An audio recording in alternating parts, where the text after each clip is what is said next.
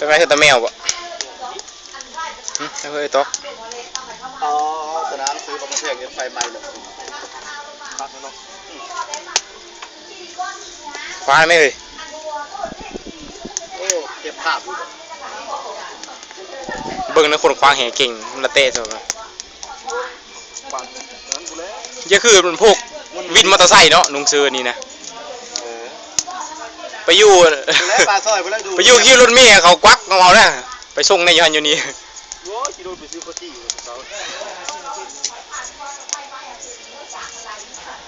ขี่รถจักรละสบายอันไหว